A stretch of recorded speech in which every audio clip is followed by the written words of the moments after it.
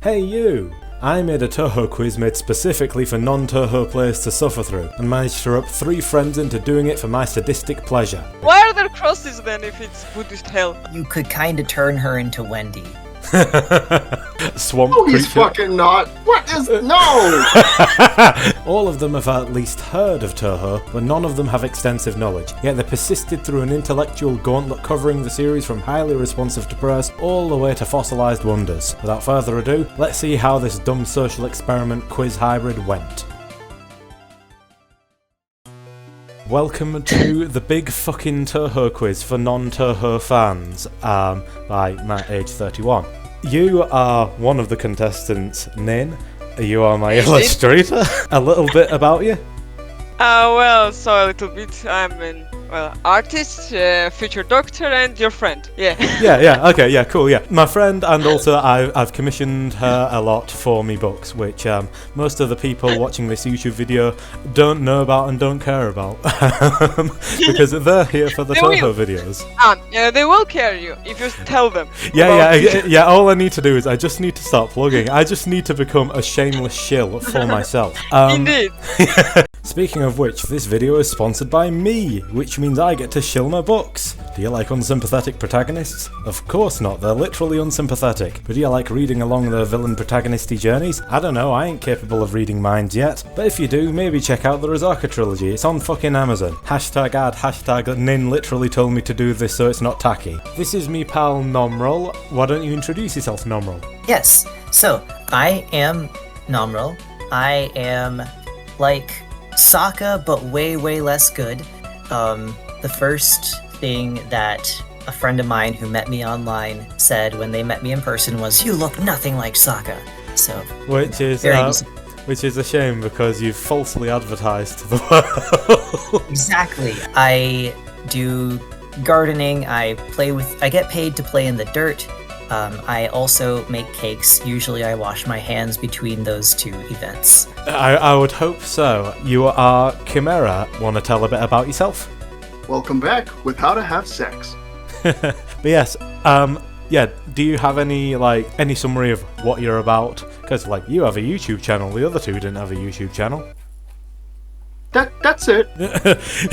Okay, so you simply have an advocacy for sex, which is unfortunate because the audience is Touhou fans. So, what do you know about Touhou Project? I've played one partially because it turned out I can't play it for too long because my eyes get all blurry. So, so you get Guitar Hero syndrome. Yeah. It's a game. I've heard that it's very good. I've heard that the people who make YouTube videos about it are very weird people, but... Oh, really? Yeah. Really now? Okay, look, I will say, I reserve the right to say that the weirdos are the ones that are discussing the lore and fandom.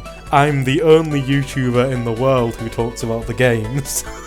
I have a guy who is into Touhou, and he keeps trying to tell me about it, and I said I don't want to hear about any of the magical girls who fight Godzilla. I don't want to hear anything about that. And so he'll just tell me about things like that, and then I'll just go okay and half listen.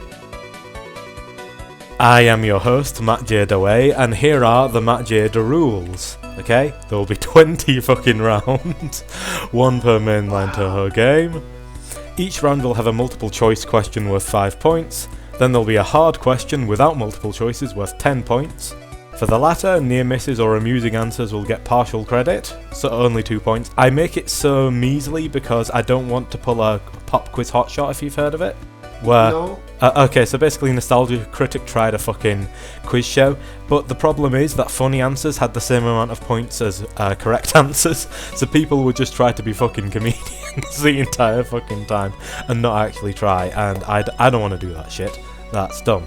So, but you do get 2 points if you amuse me or if you come close but not close enough for an acceptable answer. There is a surprising final round, but it's only worth 10 points max up, don't think it's a big deal. And so the theoretical maximum point threshold is 310 points. Yeah, I'll get like 2. Yeah, you'll get precisely 1 funny answer, and that's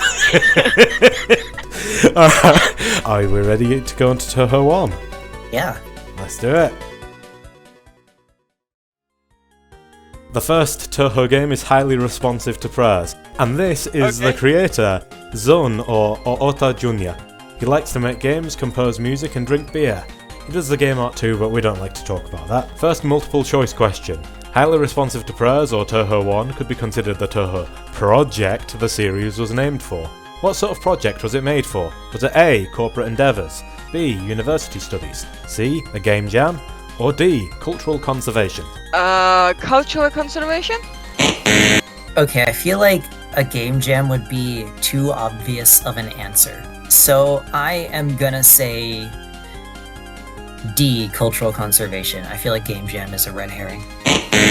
I'm gonna go with B. And you would be correct, that's 5 points in the yeah, bag. let's go! You're the first person to get it right.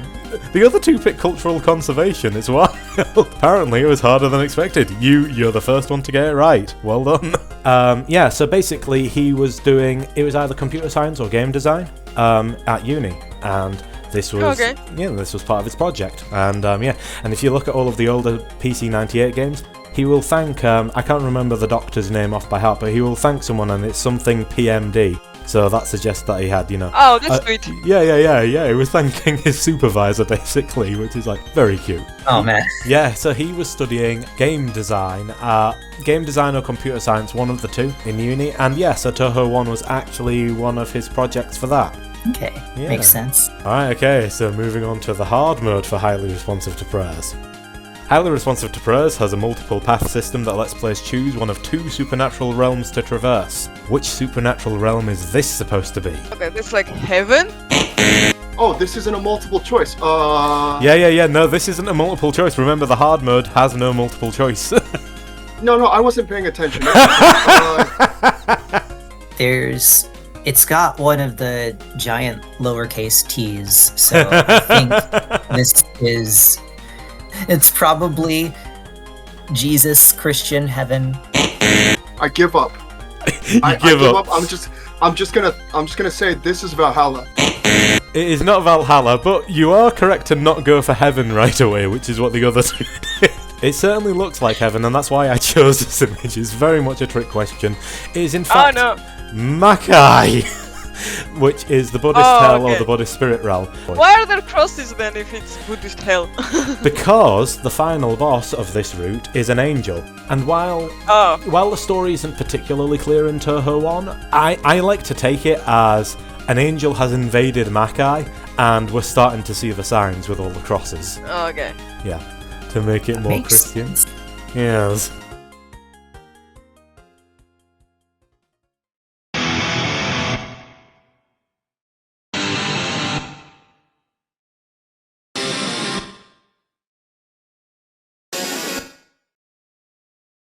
Moving on to Touhou 2, Story of Eastern Wonderland. Story of Eastern Wonderland, or as the boys call it, SoEW, is the first true shooter of the series, with highly responsive to prayers being closer to Arkanoid.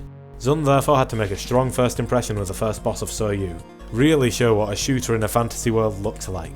Was the first boss of SoEW a giant adorable ghost, a bi-gendered orb person, a flower-themed tank, or a spooky yokai fella? And there are some beautiful visuals for each. Oh shit, that really is an adorable ghost. It is an adorable ghost, isn't it? Oh. These are all real sprites from the PC 98 games. So they all did exist, so I can't just go on which one I think was most likely to exist. Yes. I gotta look at what was probably the first boss. I feel like bi-gendered orb person seems like something that would come a little later. Also, crossing out spooky yokai fella. I think it was the giant adorable ghost. Okay, so spooky yokai fella? I'm gonna go with D. You're gonna go with D, a spooky yokai fella. That is actually the second mid-boss. The first, the first true boss is a flower-themed tank. In fact, a lot of how I kind of approach technology and magic in my books is inspired by Touhou's really slapdash integration of technology and magic. You're still on a fat goose egg right now. You're still on 0. So yeah, it's one of the interesting things about Zun's world building, and I definitely took inspiration. He readily mixes technology and fantasy just all the fucking time. And so yeah, the first boss of Touhou 2 is a technologist wielding a tank. Cool. Right, okay. Story of Eastern Wonderland, the hard question. Meet Genji, Reimu's kindly mentor and or transportation system in SoEW. He acts as a sensible character for the relatively silly Reimu to bounce off of. What the fuck is he? Okay. Oh. Is he an old man? A ghoul? He looks like some kind of, I don't know, I want to say like a rock and or skull-based creature. It looks like it's definitely a skull, so maybe something associated with undead. Either that or it's like a mask, but there's something coming out. I don't know if it's like... So you're going with undead, I take it? That sounds ominous, but yeah, that'll be my answer. Is he like a swamp creature? You know what? I am going to give you 2 points for that. Because he is a tortoise/turtle, and that grey thing is a beard. So he is evoking the looks of an old man, and he is some form of creature, swamp No, creature. he's fucking not. What is no? You know what? He has a ghoulish face. He has a kind of skeleton-y look. The green bits around the edge, that's his shell. And Okay. and the weird thing coming out is supposed to be a beard. Oh. Because he's an old man, you see. Yeah, he's a yokai turtle, and he is Reimu's friend/caretaker. Reimu acts like... Wait, he's cute? Oh, kindly mentor, yeah, okay. Yeah, he's kindly, yeah. He's old, and I think that grey stuff is supposed to be a beard, so like he's supposed to be like an old man. Oh, yeah, okay, I see. Yeah.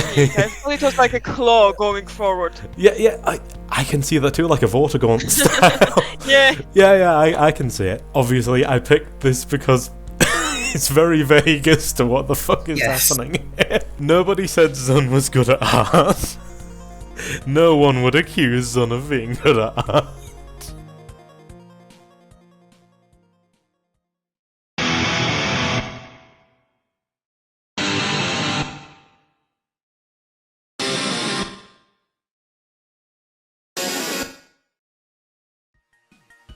Okay, on to Touhou 3, Phantasmagoria of a Dimensional Dream. After establishing what would become his winning formula in SoEW, Zun decided to experiment a bit more with Touhou 3.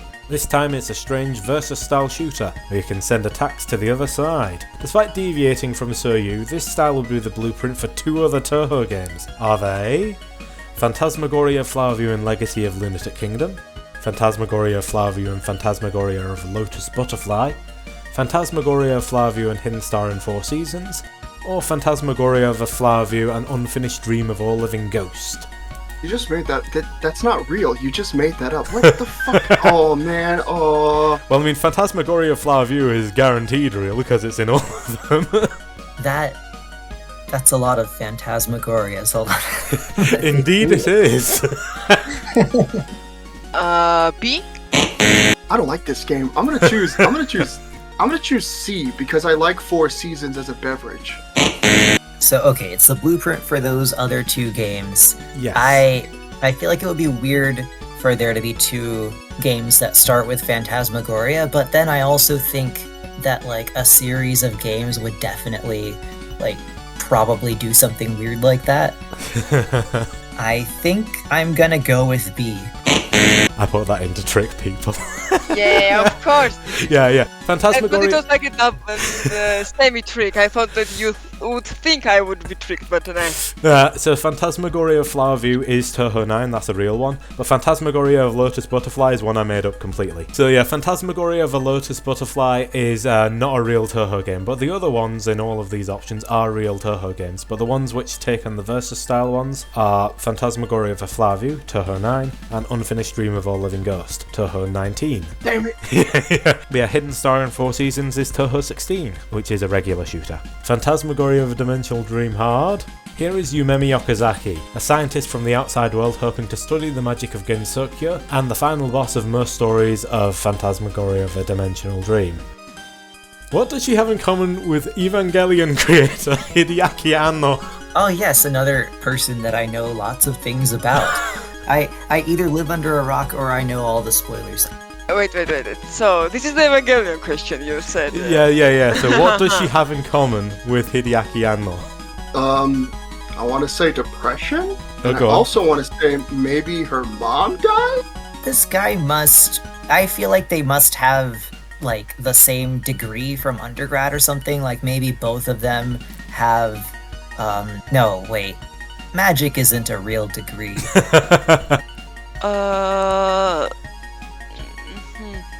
Depression? I'm gonna go with the second one. You're gonna go with her mother died? To be fair, Yumemi is a theoretical physicist. But Okay. She's interested in magic because of the implications on physics. Fair enough. Okay, you know what? Maybe. I mean, this guy looks like he could be a physicist. Like, anyone could, but this guy's got like glasses. He's got glasses. So you're gonna say like they share a degree? Yeah, they both have. Have physics. similar higher education. Yeah. The answer is she just thinks crosses are cool, bro. Okay. She has crosses and what have you all over her like bullet patterns, but she's a scientist. She's not remotely affiliated with Christianity, but she spams crosses everywhere. I just think the stars cool, yeah. Yeah. This is bullshit. Oh my god. Hideaki Anno uses Christian symbology in Evangelion all over the damn place, and when asked is there any like thematic reason for it, he just says, I just like how crosses look. So yeah.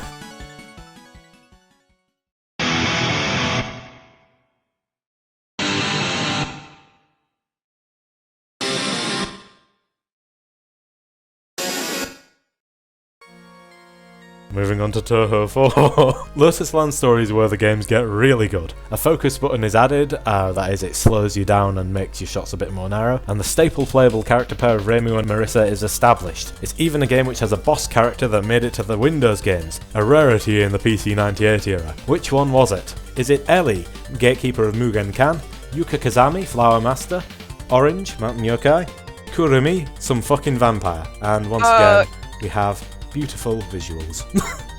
Wait, I think I remember. Everyone looks the same, no? I thought I could remember. I'm gonna say C. Final answer. Is it Kurumi? I feel like Flower Master is at least enticing to me to pick because there's like such a big theme of flowers so far, like a big running flower theme. Yeah, I think I'm gonna go with B. Alright, and you would be correct. That's 5 Yes, points I got for you. something. So she reappears in Touhou 9, and she's just as much of a dick as she is in Touhou's 4 and 5. But yeah, she's the final boss of the game, and she goes on to be a playable character in Touhou 5, and then reappears in Touhou 9. She's made into a bit of an edgy case in the fandom, but she's just a bit chill. She's chill and she makes dark jokes, basically. So yeah, that's 5 in the bag for you. Lotus Land Story Hard.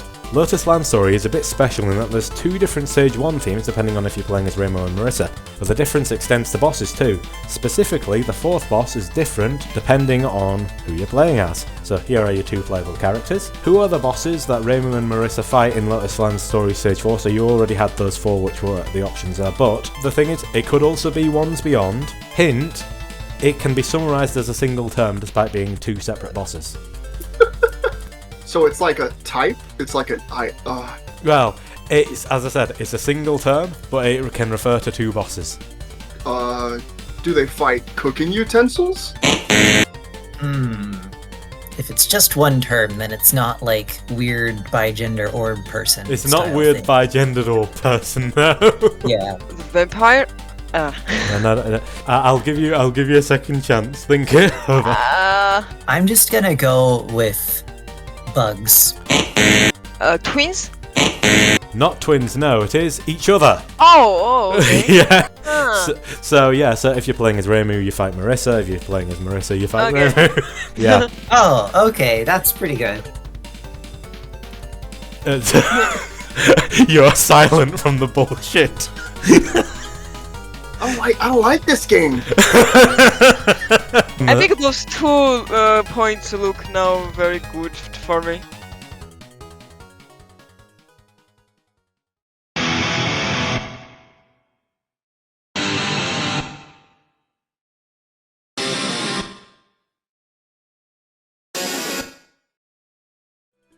On to round 5, Mystic Square. Probably my favourite of the PC98 games, but it's torn with Lotus Land Story. The third boss is special. She's not only the third boss, but also the extra boss and even made a return in the Windows games, just like Yuka.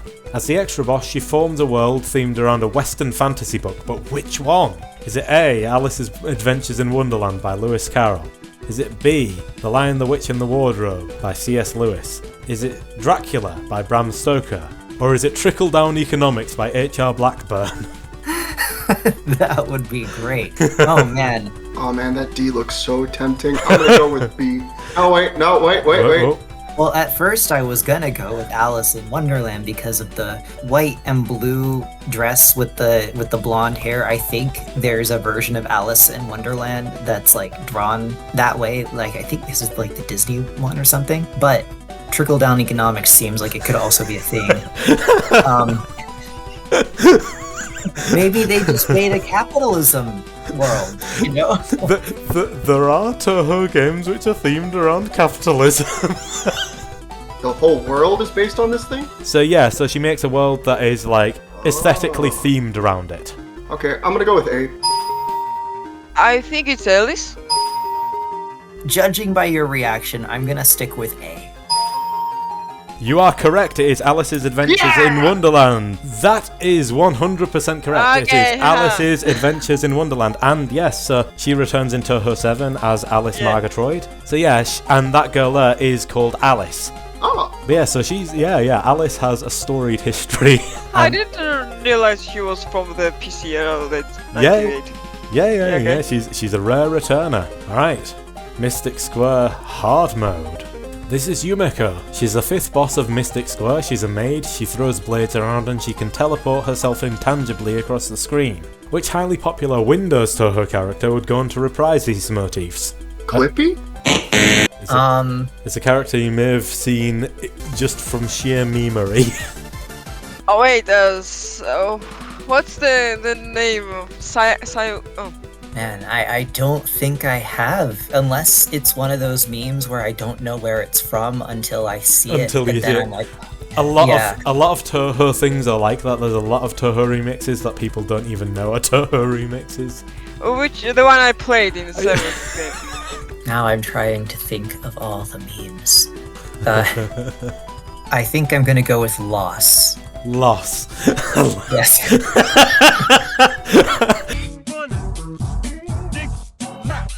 You know what? No, you get 2 points for that. This is not Loss.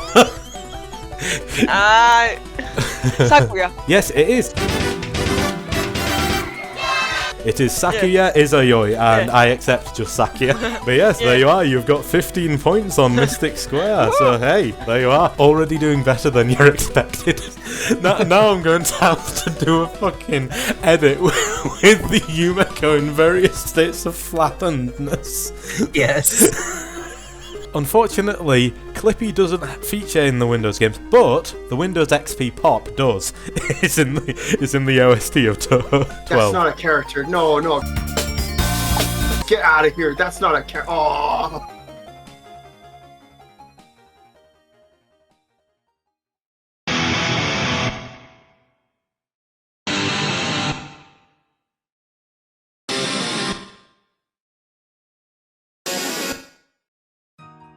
Alright, on to the Windows games now. Embodiment of Scarlet Devil. This is the first Touhou game in Windows and marked a huge boom in popularity for the series. But perhaps the most popular facet of Touhou 6 is its extra boss, Flanders Scarlet, which is this girl. You may have seen her around.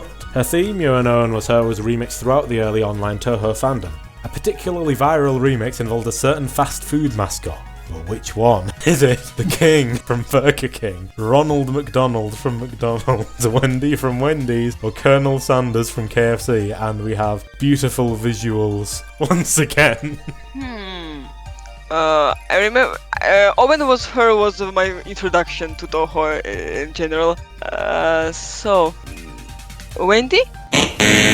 Alright, I am immediately, I think it's gonna be either the King or Ronald McDonald, just because those, if it's a viral remix, I feel like those ones are the most memeable. Oh, actually, no. She kind of does look like you could kind of turn her into Wendy. Well, I'm glad that the answers seem plausible. That is the job here. Yeah, it's very cruel, but she's red and yellow, which would complement Ronald McDonald. But I do kind of see, like, I don't know, a vibe resemblance to Wendy. I think I'm gonna go with B. Alright, and you would be correct. It is Ronald McDonald. You may have noticed I didn't include Chimera's section before revealing the answer. Let's see what happened when I tried to finish telling him the question. A particularly viral remix involved a certain fast food mascot. But which one? Ronald McDonald. Oh, well, you fucking got it, M9. It is not Wendy, it is in fact Ronald McDonald. Okay, so the context for this one is there was this like Japanese McDonald's advert which involved Ronald McDonald doing various skits, and someone decided to use those skits as the basis of like you know those YouTube poop music videos? Yeah. And so Ran Ran Roo became Ran Ran Roo was the name of this video. It's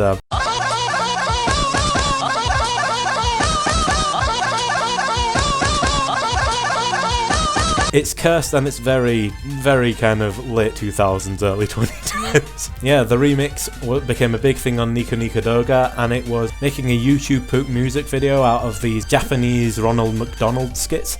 Because in Japan, Ronald McDonald actually gets to be a clown every now and then on the fucking adverts. Okay. Yeah, and so one of these skits was remixed to her theme, and it became mimetic enough to reach the West. So presumably you've come across Ran Ran Roo in your time. I don't know what that is, but I just know that this character and Ronald are linked somehow. You just know on a spiritual so the level. You said fast food, I knew what was coming. On a spiritual level, you understood this girl channels Ronald McDonald. So, embodiment of Scarlet Devil hard. This girl is the fourth boss of Touhou 6, a master of elemental magic. She's also one of the characters with the dubious honour of having English words in her name. Sun doesn't necessarily use English words well. Which fragrant, earthy smelling herb and essential oil source acts as her first name? And here's a little hint. The flowers of this herb are roughly the same colour as her. Earthy smelling herb and essential oil. What's the herb? What's the purple herb? What the fuck is a purple herb? So now I'm thinking it's gonna be either like lavender or Russian sage. Potpourri? I should know this. I plant plants. Oh god, yeah, you're a gardener. Yeah. I mean, to be fair, yeah, lavender is a perfectly valid option as purple essential oil source, you know, like... Okay, like, the thing is, obviously the leaves are gonna be green, but the flowers are purple. Yeah. I have no clue. I was gonna go with rosemary for earthy smelling, because to me, I don't know, that's like rosemary is somewhat earthy, yeah, I'd say so, but... Yeah. There's also thyme. Thyme, I think, has different colors of bloom, so I don't know I don't know what color basil flowers are. I don't know that either, to be fair. So I know it's not basil. I've gotten yeah, because I need to know the colour of the flowers myself. Let's go with lavender then. It is not lavender, it is patchouli, and her full name is Patchouli Knowledge, and there's some patchouli flowers to, yeah. Oh, this is the... Okay. That sounds like a very bad word in Georgian, so I remember her name, but yeah. It's one of those where I imagine it's a little bit kind of dubious how we would write it in Georgian. I thought patchouli was a made-up bullshit word. Okay, because I knew this character's name. Oh, yeah, no, patchouli is a real, it's a real essential oil. It's a real herb, and yeah, it has purple flowers. It's actually one of my favourite scents. I quite like bathing with it. Which, yeah, we don't have that where I'm from, so I thought her name was some kind of weird pun. Okay, I see. Yeah. That's a real... yeah. Patchouli is a real plant. Yeah. So you can see how she resembles patchouli. Nice. But yeah, like lavender is also like I think lavender is a good name. It is a good name. It's like one people use a lot. Yeah.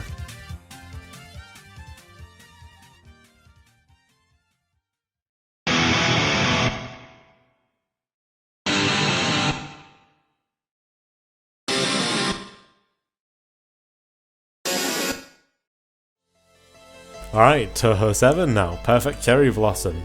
This game is a big fandom favourite, and its story revolves around a ghost of the netherworld, one Yuuko Saigyoji, stealing the essence of spring from the living world to bloom a spooky cherry tree, with a corpse she intends to revive beneath it. Nice. Whose corpse lies beneath the cherry tree?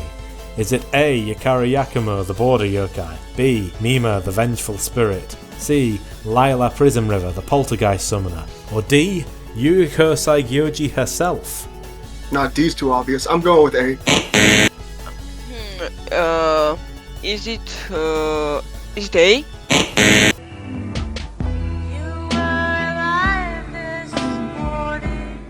I was, I think. I mean, actually, had you been there, you might have disagreed. I feel like it's gonna either be... I don't think it's the Vengeful Spirit, because if the Vengeful Spirit is already a spirit and it's already doing things, what do we want with the corpse? Yes. I can see someone wanting to resurrect their own corpse. Resurrecting someone, reviving the corpse of someone who can summon poltergeists, it seems like a bit of a convoluted plan, but I also shouldn't expect video game characters to not have convoluted plans. Yeah, and Touhou is quite infamously a fairly convoluted thing in terms of logic at times.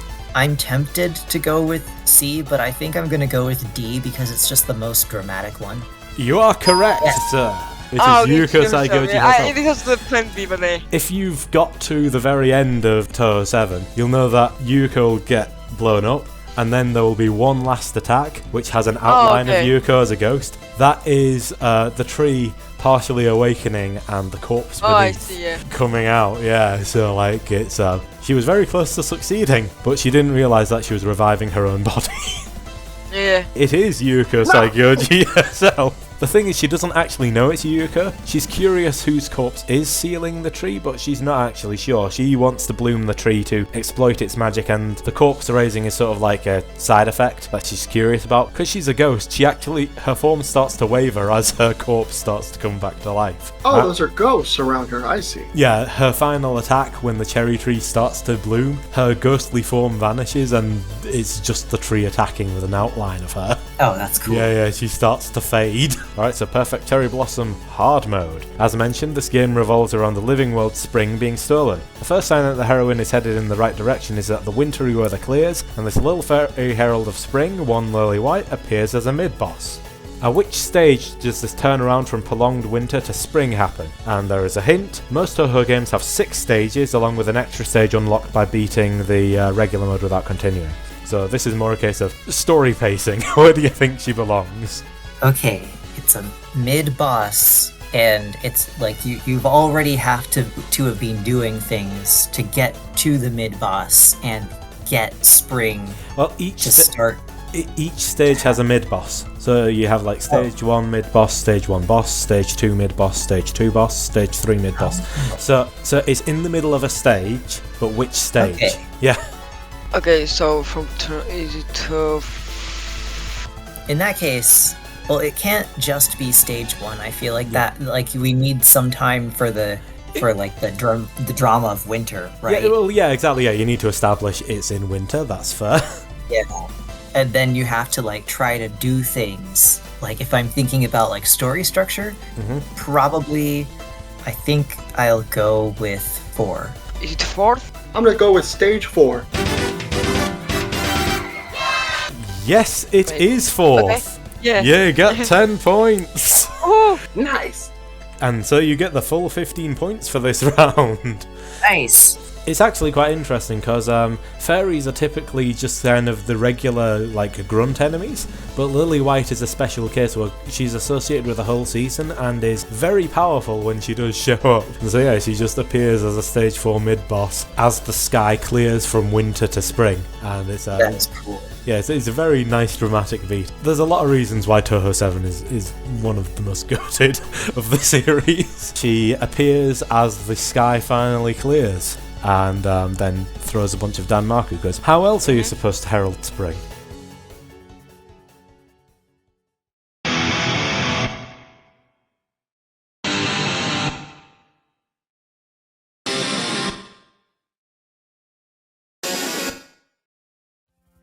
Alright, on to Touhou 8. And here is a beautiful person. I swear it's beautiful. She's supposed to be beautiful at the very least. Sun's not convincing in that front. Okay, so the cycle of peak continues with Touhou 8, another fan favourite. This game has 8 playable characters, 2 different 4th stages, as well as 2 different final stages. Anyway, this girl here is one of the final bosses, and she's based on a major character in classical Japanese myth. But which one? Is she A, from Shitakiri Suzume, B, the Tale of the Bamboo Cutter, C, Momotaro, or D, the Hair of Inaba? I thought I thought it would be Kaguya, but it turns out it's not. Well, So- Kaguya is a major character from one of these. That's yeah. So yeah. You did tell me to study Japanese mythology. for Yeah, this. I did say to at least look into Japanese mythology because Touhou has a lot of references to it. Is it Momotaro? This is just a total guess. Shot in the Because dark. I don't. Yeah. Yeah, I don't recognize any of these. Well, I don't think it's the hair because I don't see any kind of rabbit stuff. So I'll go with C. I'm gonna go with B. And you are correct, sir. It is the Tale of the Bamboo Cutter. So the Tale Yeah, of the 'cause Bamboo. that's the one I didn't know. It is not Momotaro. Momotaro means Peach Boy. So the main character is obviously male. Oh, has It is the Tale of the Bamboo Cutter. She's based on Kaguya Hime, if you've ever heard of her. I have not. Kaguya Hime is a moon princess, and she was discovered by a humble bamboo cutter who was just doing his job, and within a bamboo shoot that he cut, he finds a tiny princess, and it turns out that princess is from the moon. She grows up, raised by this humble bamboo cutter, and has a bunch of suitors who meet terrible fates because she gives them impossible requests. Oh, that's cool. Yes. That's just Momotaro with extra steps. Yeah, Momotaro the Peach Boy is essentially, the same thing of raising a strange child that came from somewhere. Yes. Yeah, I watched Samurai Jack. I know all about that. could be a peach girl in this universe because everyone's a girl. That is true, actually. There are cases of legendary figures which are male which get gender bent for Touhou's sake. Yeah, So, first. you know what? For Cole. And the 5 objects surrounding her are all themed around the 5 impossible requests of her story. Oh, nice. Yes, it's pretty cool. If I'd studied more, I would have known. Imperishable Night Hard mode. As mentioned before, there's 2 variants of Stage 4. The powerful variant is for Reimu, Yukari, Yomu and Yuyuka, and has Marisa Kirisame as its boss. The other variant, meanwhile, is for Marisa, Alice, Sakia and Ramelia, and has Reimu Hakurei as its boss. Which adjective, often used in robotics and character design, precedes this other version of Stage 4? And we have this representing powerful. So basically there's 2 variants of Stage 4. One is Stage 4 powerful, the other is Stage 4 this, and it's an adjective used in robotics and character design. In robotics? Yeah, what adjective could unite those 2 fields? Okay, robotics and character design. Yes. Let's see, it is an adjective. I'm getting stuck on D&D stats, and I know that's not it. Those are all nouns. Extreme? Let's go with electrical. Unlimited, but it's unlimited. You have the given. It wouldn't be unlimited. Voltage? Not voltage, no. It is uncanny. Ah, okay. Yeah, exactly. I So, see, yeah. yeah, in robotics, obviously, it's used, to make robots more appealing, and in character design, Yeah, similar yeah. thing. And Oh, here God. is an example of a robot. She apparently wanted to destroy the human race. Casually came out with that, Goddamn. which, her looks only made things worse. Do you want to destroy humans? Please say no. Okay, I will destroy humans. It is not electrical. It is uncanny. Oh, Oh, I can see because what- yeah. In both robotics and character design, not meeting the uncanny valley is an important thing.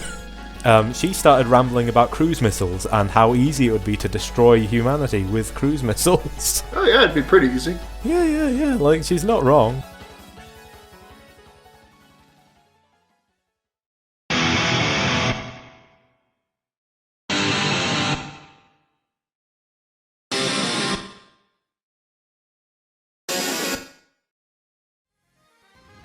Phantasmagoria Flower View. This is Touhou 9. Yeah, another weird versus type game in the same vein as Touhou 3. Not my thing, but local versus against a human can be quite enjoyable. Anyway, look at this picture. That number 9 marker is a bit of a fandom meme, but what is it marking?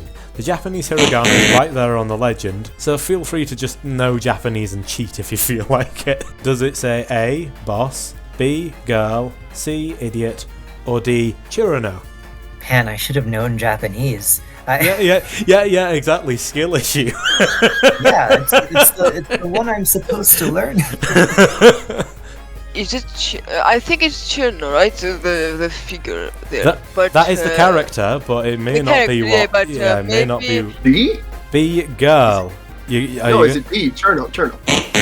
I don't think it's boss, even though I really want it to be boss. No, but boss is the most memeable. Boss or idiot. You know what? I'm going with boss. Yeah, it may not be. The idiot. What did you say? Idiot? Yeah. Yep, that is correct. Yeah. I think Chirno is like a silly character of the bunch. She is a silly character of the bunch, but also if you look at the kana and if you can read hiragana, it says baka or Japanese for idiot. Yeah. No, Yeah. it is idiot. Oh, man. And so the number 9 meaning idiot is just a Touhou meme. Even though that character is Chirano, no, it says idiot. Oh. And here is a poor me. Oh. Right, Phantasmagoria Flower View. Hard mode. Most playable characters in Phantasmagoria Flower View have their own story mode, with the exception of these two jokers who are versus mode exclusive. And this third one here that's just appeared, she has her own story, same as the rest of the playable characters. What relation do these versus exclusive characters have with her? Okay, you didn't read that. I did. Yeah, I didn't see it. Okay, they look like her hair looks like the middle of their two hairs, and she's younger than them. Are they not? I want to say sisters, but. So I feel like they could be her parents. Oh, so close. Are they her? Are they her? Are they just her? Are they just her? I'll give you 2 points. Are they like musicians? Are they the Prism River sisters? They are the Prism River sisters, yeah, okay. So there you So are, they yeah. are the So sisters, you yeah. you absolutely got it correct. In fact, you even named the characters. So you absolutely get full credit for that. You said you said that they were her bandmates. You said that they were her sisters. You said that they were the Prism River sisters. That is epic Touhou knowledge. Well done. They're her sisters. They're all sisters together. These are the Prism River sisters, and furthermore, because you've read some of my books, they're actually the inspiration for the River songs. Oh. Yeah. Oh, that's cool. Yeah, they take strong inspiration from these jokers. Oh, yeah, they you talked yourself out of the correct answer. I feel rough for you. I hate these three so much from the game. So yeah, I remember them. They are a bastard of a stage 4 boss.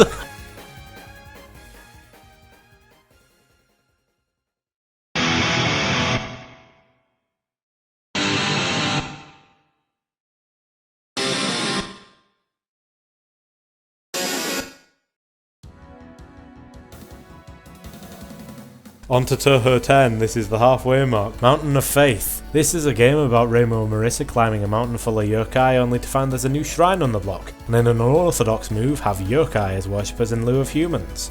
There's gods, humans and yokai galore in this game, but what sort of mythological being is this candid friend to humanity? Is she A Suijin, B a Kappa, C a Tengu, or D a Kami? Okay, I think I know what a Tengu is, and I think she's not that, but I'm not. Okay, yeah. Okay, wait.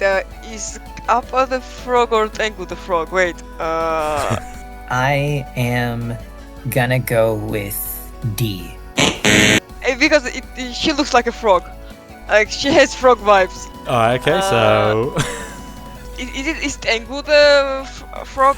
I won't tell you. Tengu is the I think the God.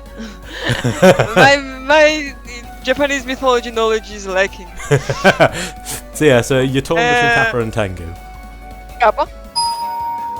He's a B, Kappa. That is 100% correct. She is a Kappa, and like you can see from like the bag being like a shell, the hat covering the head opening. Yeah, she's very themed around Kappas. So basically, a Suijin is a water spirit. Kappa is a river monster, sort of like a turtle fish hybrid, salamander. Oh, turtle. Yeah, exactly. So like has froggy vibes. In fact, yeah, sometimes they're associated with salamanders too. So like, yeah, amphibious vibes. And then Tengu are like they can be associated with all sorts of animals, but the main thing is that they're on mountains and stuff.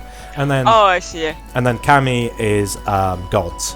God, yeah. So so a Kami is a Japanese god. But she, obviously demigod, there's no kind of the god in Japanese mythology. Here's a beautiful classical Japanese illustration of what you should do to repel Kappa, which is a fart in their face. But that's what they want! They want to stick their hands up there to get your ass! No! Who wrote that? A Kappa? A Kappa wrote that. Of course, it was the plan all along. They want you to explode. But yeah, it is true that they can steal your anal ball or whatever it is and fuck with you. To be fair, if a human did that to another human, the human would be scared off. That is some crackhead energy. Mountain of Faith, hard. This is Sane Kachiya, head priestess of the yokai-friendly Shinto shrine on the mountain mentioned before. She becomes something of a rival Miko to Reimu Hakurei the longer the series goes on. The Luigi to her Mario, basically. Okay, what does she have in common with Jesus of fucking Nazareth? Okay, so I'm not giving an answer, I'm just brainstorming. So that's the best Jesus picture. It is. Is she a carpenter? Okay, one option is she got resurrected. Okay, yeah. Another is crucified, but it's the Ralsei crucifixion meme of a turtle. Okay, I have no idea, so I'm picking the crucifixion. You know what? I'm giving you 2 points for that.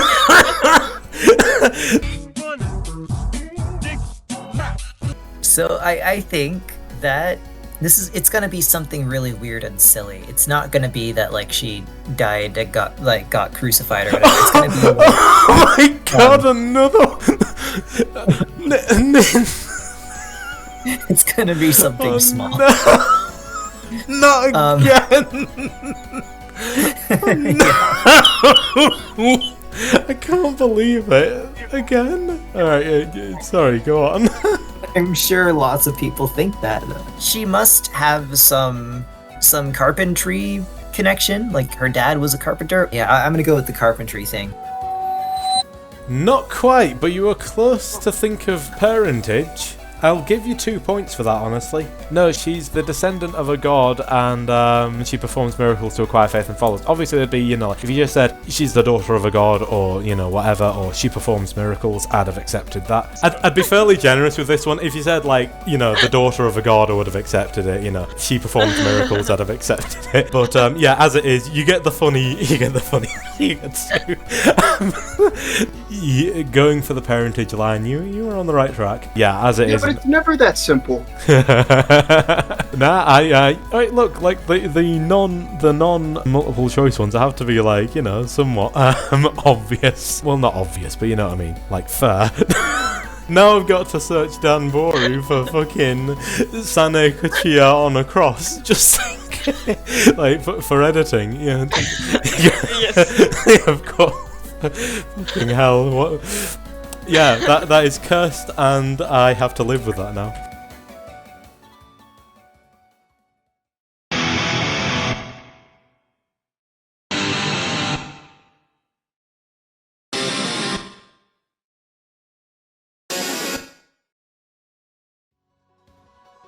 Subterranean animism. Subterranean animism predictably leads you on an underground journey to see what's causing a bunch of evil spirits to burst out of a geyser. This girl here is Satori Kameji. She has a third eye. This girl here is her sister, Koichi. She closed her third eye to make herself happier. What does this third eye see? Is it A, chakra points? B. Hidden thoughts. C. The future. Or D. All of the above. Okay, so logically it's the future because shutting out to make happier, but I'm also all of the above, so I'm between those two. But Okay. It's gotta be D. But hidden thoughts also makes sense. Okay, so all of the above. B? Did you say B? I said D, all of the above? Oh, you said D. All of the above. No, it is hidden Oh, thoughts. man. Yeah. That would, I think, be one of the most upsetting things, like, to be able to just see people's hidden thoughts, like they're hidden for a reason, but... Yeah. So basically, yeah, Satori, as you see her as the stage 4 boss, is insufferable with how she will read thoughts and basically just sabotage the conversation entirely. Oh, Just like, look, I can already read your thoughts. Can you just, and it's just generally just like, not speak. yeah. She's just socially a bit of a dick. I'd be like that too if I had tiny arms. She does have the tiniest arms in the fucking world, doesn't she? Like, yes, the Satori picture is kind of mimetically bad, and the only people that like her are animals because, she can read their thoughts. She can better attend to them. But Koichi was so annoyed with being hated for being a Satori that she decided to close her third eye. But it backfired because it turns out that her third eye is required for her species to process things consciously at all. Oh, okay. So she can now only act subconsciously, and furthermore she can read the subconscious. But she is much happier in her own weird way, but she just can't think anymore. Oh, God. Yeah. Dumb. Oh, so that barely helps, I guess. She is happier, but she also can't think. So she can't really process that she's happier. She's head empty happy. Yeah, exactly. Yeah, she's no thoughts, head empty. Oh, bless. Oh, bless. You're trying to wear British face. It's okay, I'll pay you back, you'll see. Wear British faces? No, just wear British face like a minstrel show. I don't understand. Is that something you guys say? No, it's like blackface, but for Brits. What? Wait, how am I... Wait, how... What? Did you guys say all blessed? Is that a thing you guys do? Yeah, all bless is a thing that Brits do. I'm gonna stop doing it now. It's not No. Oh, you're not gonna give me the satisfaction of you being mocking against Brits. Subterranean animism hard. This bird brain has a huge sun blaster on her arm, a concrete boot on one foot, and a representation of electron orbitals around the other. She also has a bright red eye on her chest. She's deliberately evoking a certain three-legged crow from Japanese mythology, but can you name it? Hold on, let me open Google. I don't know. I could... No, yeah, I don't know. I guess I'm gonna have to go for the bullshit answer, but I can't just use loss again. The bullshit answer. You're gonna try and make me laugh for a scrapped. Yes, I need those people. A three-legged crow.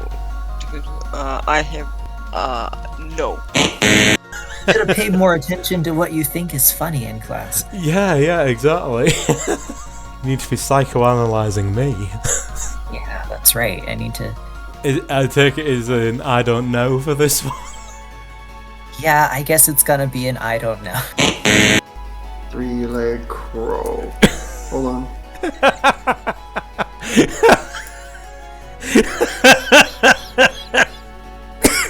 Dodrio? You fucking googled it. And it's still...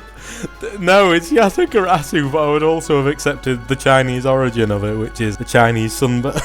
And it is this thing here. Aw, Yeah. that's So cute. yeah, so that's the Shin Megami Tensei artwork for Yatagarasu. So yeah, so basically, it is a bird that is associated with the sun and with holy energies, basically. Yeah, it's an odd one because, like, I'd say that in the West we associate crows typically with carrion.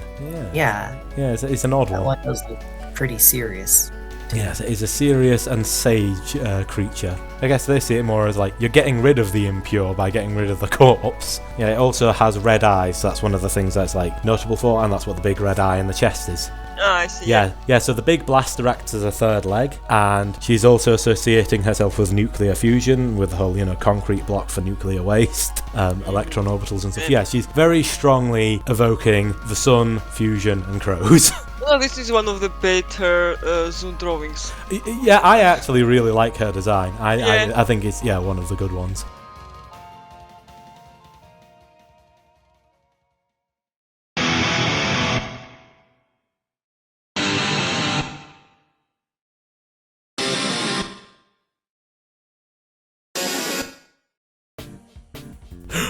Touhou 12 UFO? What's happening here? Touhou 12 is a game about cute little UFO sprites that have suddenly appeared. You can collect them to summon bigger UFOs that you can destroy for goodies. However, as you can see, I've been coy about the full English name of Touhou 12. That's because the question is about it. What does Touhou 12's name, UFO, stand for? Is it A, unidentified flying object, B, unnoticed fey object, C, unconnected formless object, or D, undefined fantastic object? It can't be A. There's no fucking way it's A. You have good instincts. Unnoticed fey object? Because that would be too obvious. Indeed. But maybe it's a But maybe it's a double Because- cross. Especially if it's in Japanese, then maybe it seems well, more clever. How Touhou games typically structure their names is there will be a name which is in Japanese and then a tilde and then the English name. So in this case it is Touhou Seirensen, which does not mean UFO, and then UFO, English. Another example for Touhou 13 would be Touhou Shinreibyo and then 10 Desires. Okay. So this is Touhou Seirensen and then whatever English words. So it's definitely not UFO or unidentified flying object. It's gonna be. I think I'm gonna go with C. Okay, I'm just gonna go D, undefined fantastic object. You are 100% correct. Yes! Yeah, here we are. Here's the dual case to show. Yeah, Zun likes to use the English word fantastic specifically to refer to, fantastical things. Oh, okay. I think it's just one of those things like the Japanese learning English, they assume fantastic as it relates to fantasy, that fantastic is good enough as a word, as opposed to, really good, which is what it typically means in English. Whereas we define fantastic from something associated with fantasy with fantastical. Yeah, makes sense. Yeah, Zun doesn't do that. Here's undefined fantastic object hard mode.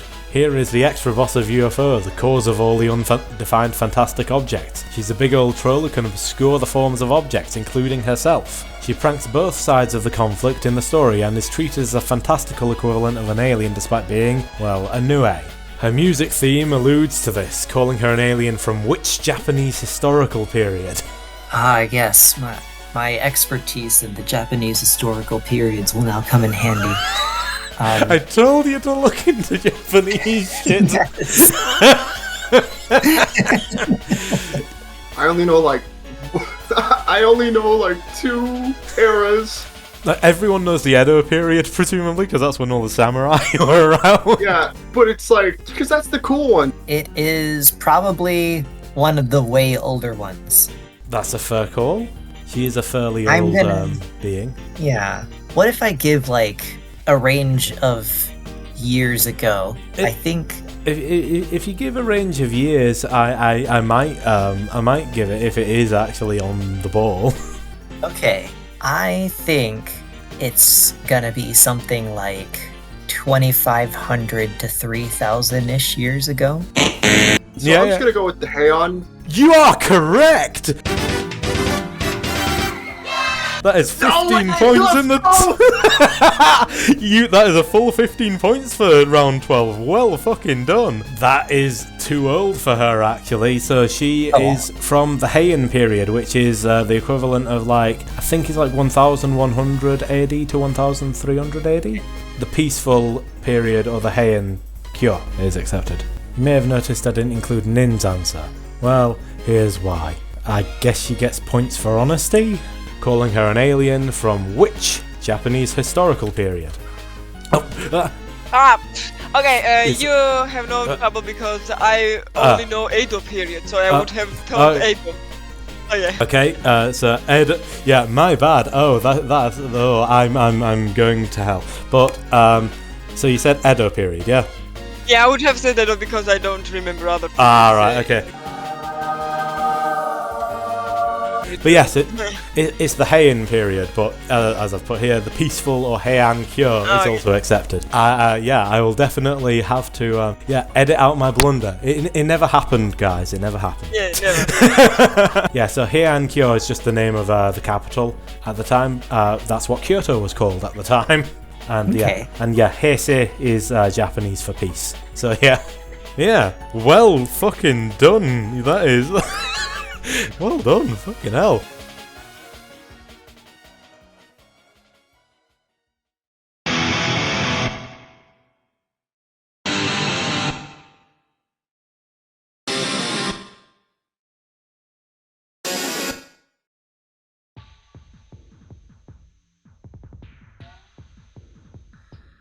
Here we are, we're on to Touhou 13, 10 Desires. 10 Desires is a game where Taoist legendary noblewomen come back from the dead, and in the extra stages, Buddhist-aligned yokai get kicked into gear to oppose their newly established rival religion. A recent recruit is the extra boss, the Tanuki Mamizo Futatsuiwa. She is summoned by the extra stage's mid-boss, who is a previous game's extra boss, but which one? Is it Ran Yakumo, a fellow powerful animal yokai? Fujiwara no Moko, a fellow honor fighter?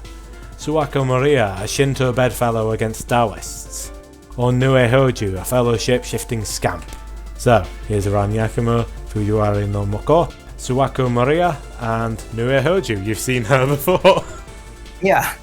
Alright, I am gonna be all cheaty and meta.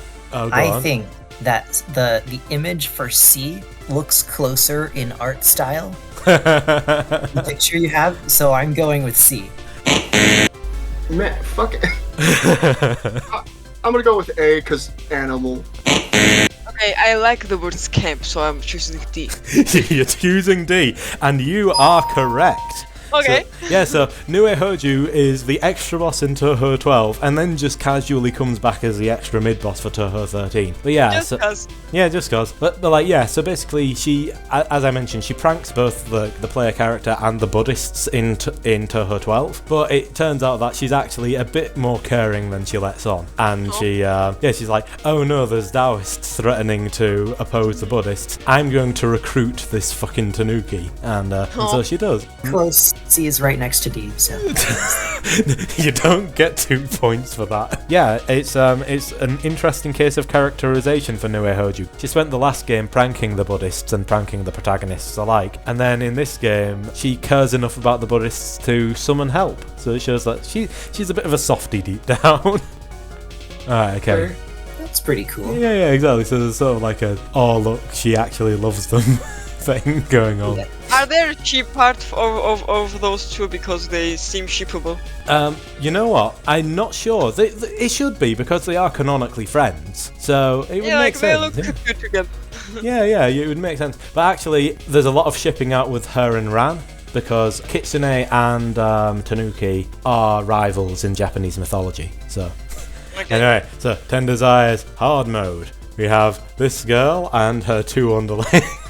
The final boss of 10 Desires is this girl, Toyosato Mimi no Miko, a Taoist skilled enough to listen to 10 conversations at once. She is supposedly an amazing leader. She even united the feuding clans of Soga and Mononobe beneath her, as evidenced by her underlings. But the Sogas and Mononobes are both real Japanese noble families. That's right, Miko's based on a semi-mythical Japanese emperor. Which emperor is she referencing? Oh god. I don't. You don't know any Japanese emperor? I don't know any Japanese. I don't learn Japanese history. I never learned. Yeah, admittedly, it's one of like I'm just autistic. Oh no. I told you. I warned you. Historical names. I'll give you a bit of a hint. Yeah, you can summarize this emperor with one name, like a title and a name. Okay. Yeah, so it's not like something or other Hirohito. Yeah, it's not like, Bob the 32nd. Or Yeah, exactly. Fuck it, I don't know. Nobunaga? Oda? Neither of those, but hey, you named a real emperor, which is. I have no clue. I am gonna say she's referencing the Uniter. You know what? I am actually going to give you 2 points for that because it's Prince Shotoku, and Prince Shotoku was supposedly someone who was exceptionally skilled at uniting feuding families. So basically, the whole thing was that Prince Shotoku he spread Buddhism across Japan and used Buddhism as a tool to make the people more peaceful. Very much like is depicted as a political realist with regards to Buddhism, as opposed to a true believer, and generally pacified warring clans whenever he could, and was supposedly a great uniter of Japan. But it is all covered in basically texts which are considered more mythical than historical, not super reliable. The Nihon Shoki, you stupid motherfucker, it's the Nihon Shoki. No, that's not a real guy. You made that guy up. Well, he is semi-mythical. We don't actually have confirmation, and the accounts of him are notably unreliable. They say that he had a flying horse. He's semi-mythical. There's no kind of super reliable sources about it. But apparently, he united. Basically, he was a Soga by blood, got adopted by the Shotokun family, and he used his family connections to the Sogas to put an end to the Soga and Mononobe feud. It kind of, even in the legend, kind of describes him as more of a political realist with regards to Buddhism, thinking that's the thing that'll keep the population chill, as opposed to being a true believer. And it worked. Yeah. It at least worked according to the legend because, apparently he ushered in an era of peace.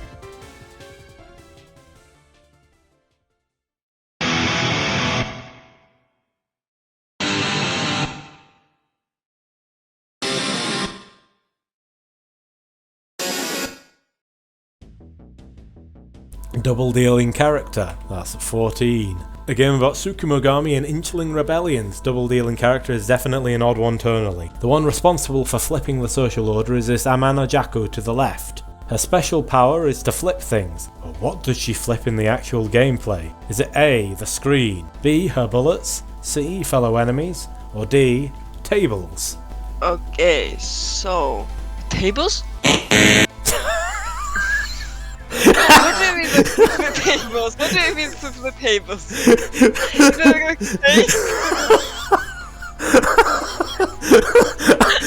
Sorry, I thought that one would be the obvious joke one. like the trickle down economics choice. I'm sorry. Okay, well, you're not. You're not getting a point for being funny because this isn't the hard mode one. Her hand's backwards. Sun is not good at drawing hands. In fact, you may have noticed Toyosato Mimi no Miko had 2 left hands. Her hands are backwards. That's so distracting. I'm gonna say D, tables. Aw, man, I'm so glad that tables is an option. Even though I don't think that's what it is, but I love it. I feel like flipping the screen would be the most disorienting thing to be able to do, but also would have really interesting impacts on gameplay, so I'm gonna go with A. And you are 100% correct. It is the screen. So in her boss battle, her first spell card has her flip the screen horizontally, her second has her flip it vertically, and then her last one has her rotate it. Nice. Yeah, so she's her patterns themselves are fairly simple, but the gimmick makes it fucky. It's the screen. So it makes it. I just was wondering, do you mean the termlet tables of the game? The thing is, she does turn the tables in the phrase sense in the story, but I specified gameplay because of this. So in her boss she has relatively kind of low density patterns, but her gimmick of flipping the screen and the controls, fucks with you. That's her whole thing. Double dealing character hard mode. So, one of the early game weaker yokai starting to act out as a result of the flipped social order is this yokai in hiding at the human village. Her name is Sekibanki. Her theme is called Dullahan Under the Willows, and though she lacks a conventional neck, as you can see she's covering it up, she's not, in fact, a Dullahan. What creature is she? So she's something from Japanese mythology. Yeah, I think I'll try Oni. I am generous with this one in that, if you can just say, roughly, what sort of things the yokai do, I'll take it. Like what the yokai do, what the yokai have. Okay, is she the one where the neck is very long, like that yokai? Wait a minute. Okay, wait. So I'm not gonna tell you why I think this, but Yeah. is she supposed to be that? Is she supposed to be one of those gangly motherfuckers with like the big neck? That is correct. She is a Roku Rokubi, and a string or ribbon neck yokai is accepted. Yeah. Yeah, and so while her head is floating like a Dullahan's, in her patterns she will have strings coming off her floating heads, like strings of bullets. So, referencing the string or ribbon neck nature of a Roku Rokubi. Okay, yeah. So for string/ribbon neck yokai accepted, because Yeah, like it's it's one of those where I think that a lot of people have seen the art of them, but not necessarily know what the name of the thing is. So it's a bit more Anyways, lenient with that one. her neck is like a string, like a spring here, underneath the coat. Actually, it's invisible underneath the coat. It doesn't exist. Oh, okay. But in her patterns, she will often detach her head, and her head will move around and have a kind of string of bullets coming off of it. And so she emulates the string neck in her gameplay.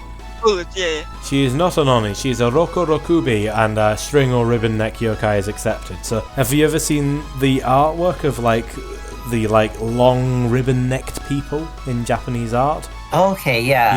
Yeah. That's why I put the generous acceptance, because I figured people would have seen that art at the very least. But still, you got 5 points from this round.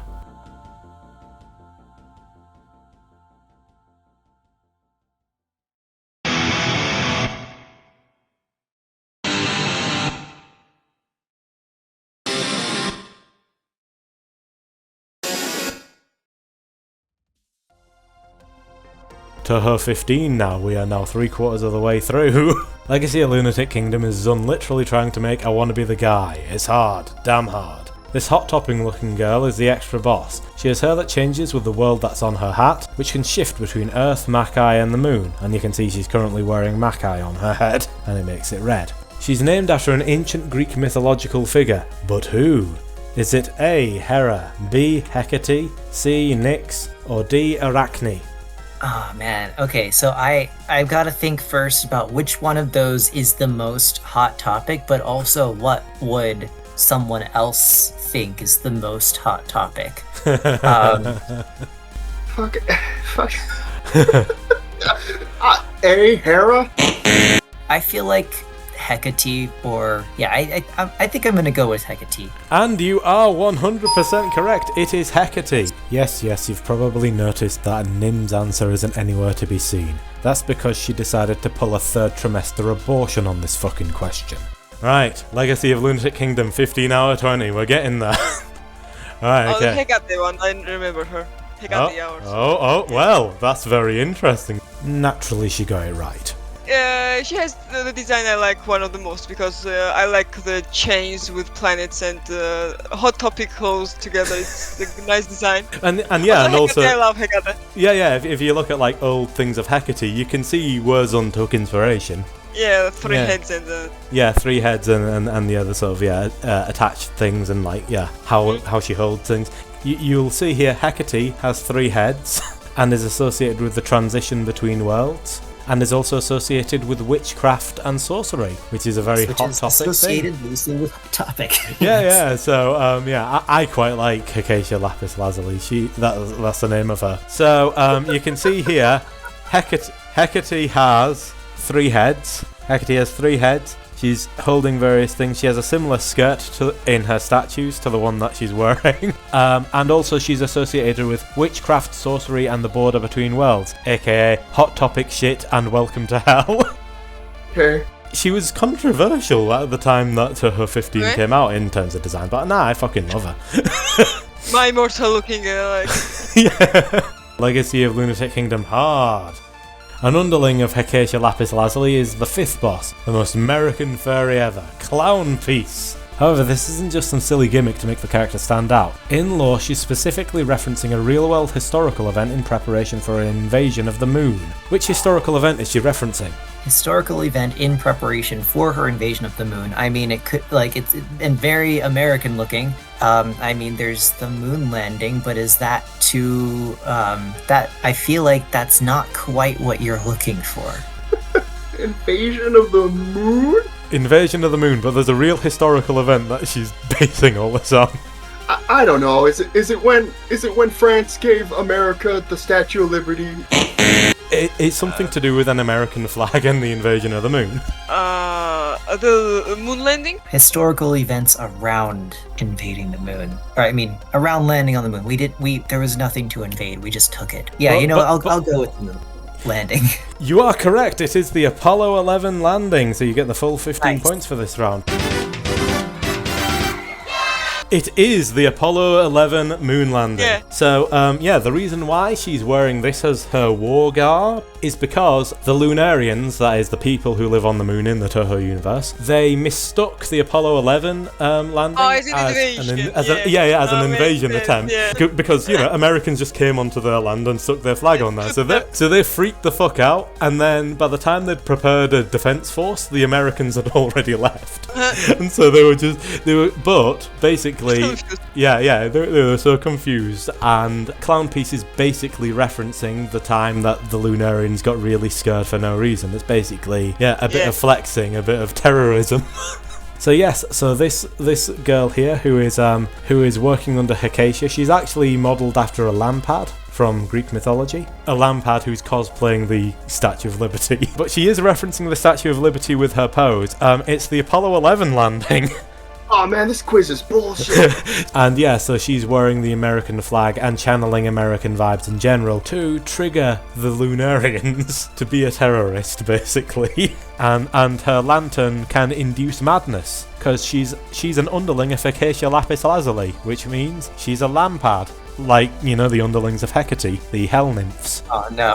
Yeah, she's reminding them of like one of the saddest moments in history. It'd be like, I don't know, someone visiting America in 9/11 cosplay. Yeah, I mean, to be fair, I do think that like that is what would have happened if there'd been people on the moon and the Americans landed there. They still would have stuck the flag in. Yeah, Clown Piece is a very multi-layered character in terms of design. Surprisingly, for a fucking American flag wearing thing named Clown Piece.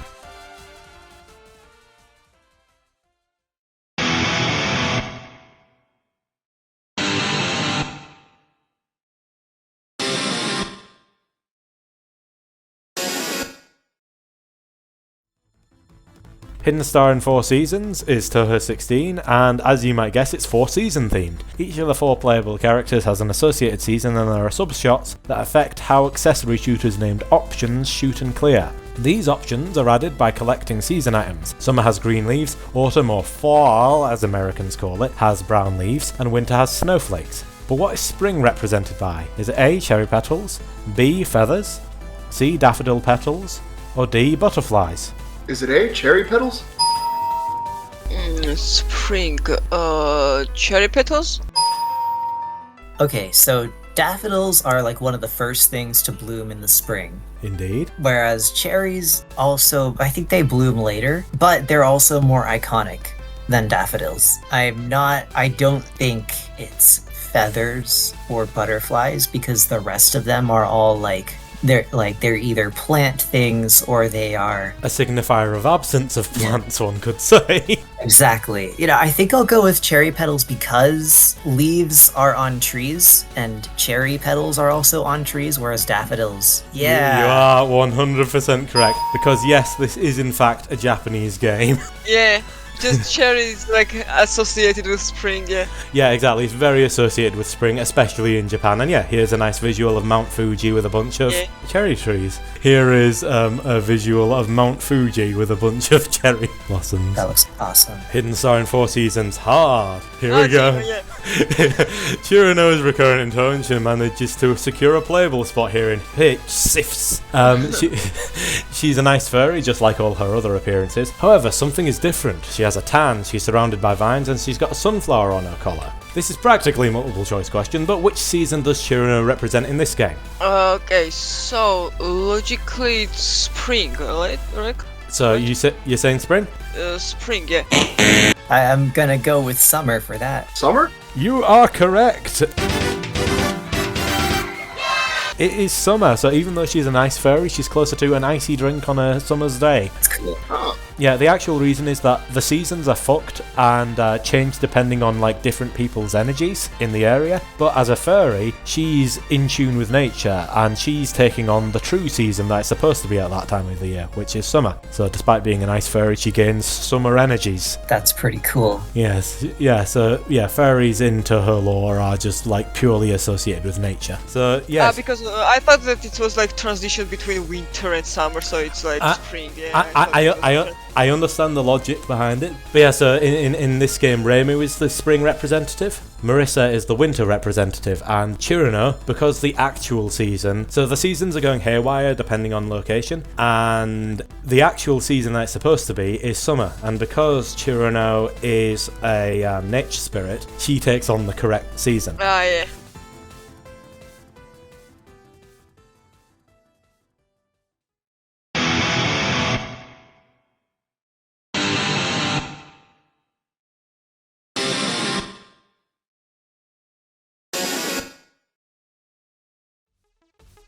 Wily Beast and Weakest Creature. Oh, I've got to put on my Texas face for this one. Howdy, this here Touhou 17 is a game involving the animal spirit gangsters fucking around in the spirit world, with each faction headed by an exceptional sort of animal yokai. The cowgirl to the left is Saki Kurakoma, head of the strength-obsessed Keiga clan. She's a flying horse yokai, and likely was Prince Shotoku's very own flying horse. What's her certified Touhou ability? A, to fly real fast. B, to bite real mean. C, to kick real hard. Or D, to transport real good. Oh, okay. First of all, that's a pretty good whack at a Texas accent. I thought it would be shit. I mean, I can still hear the British R's a little bit. And, it was better than I thought it would be. I thought I would be doing the Texas equivalent of a minstrel show, I'm gonna be real. I mean, yeah. Is it to transport real good? Kick real hard. Let's see. So, cowgirls they traverse places, so I feel like transport is plausible. But those boots look like they would be really good at kicking real hard. She's a flying horse yokai, so she can probably fly real fast. I think I'm gonna go with kicking. You are correct. It is kick real hard. In fact, she can kick so hard that, according to Zun, the lasers that she uses in her attacks are the result of her kicking the earth so hard it forms lasers. Good lord. Yeah. When she has the ability to kick hard, it's like reality bending levels of hard kicking. Okay, it's like the anime horse girl anime before it was. Before it was cool. I mean, I don't know. Touhou 17 existed.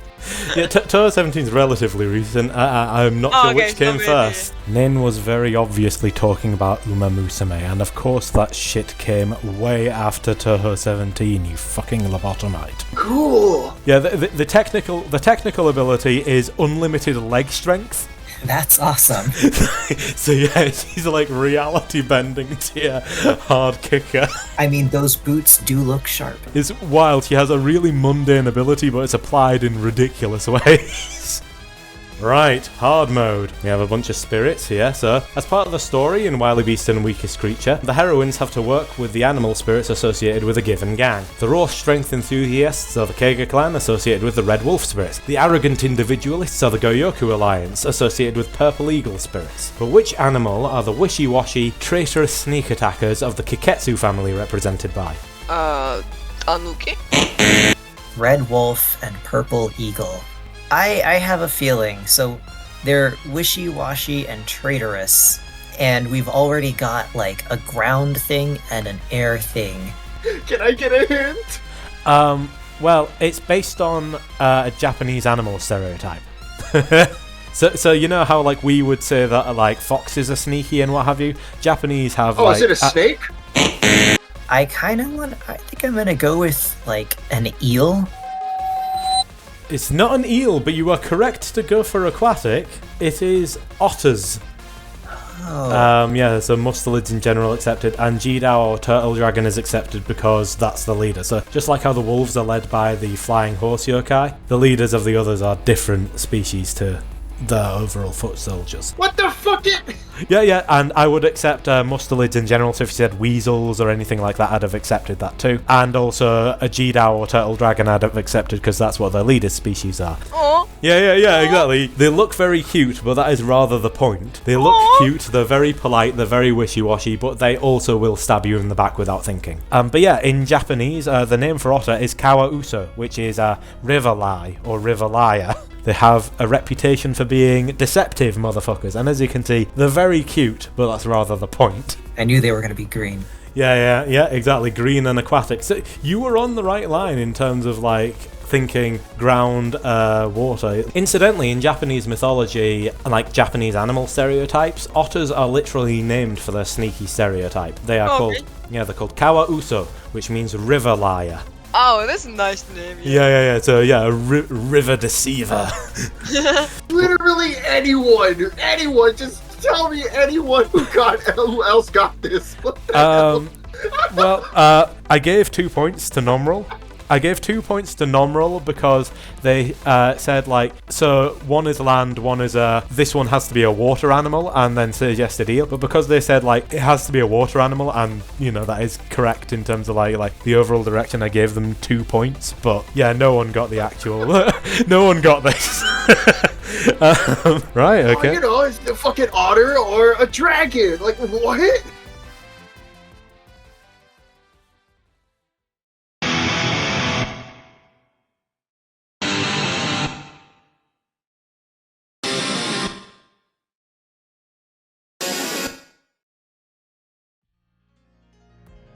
On to Touhou 18, Unconnected Marketeers. Unconnected Marketeers is a Touhou game about capitalism. Point items double as currency that you can spend at the end of the level to make yourself stronger with ability cards. While there's a commerce goddess and a Tengu behind the distribution of the ability cards, this Minecraft YouTuber looking girl is the one mining the raw materials. Rumoured capable of devouring dragons. What sort of animal yokai is she? Is she A, a tiger, B, a basilisk, C, a moth, or D, a centipede?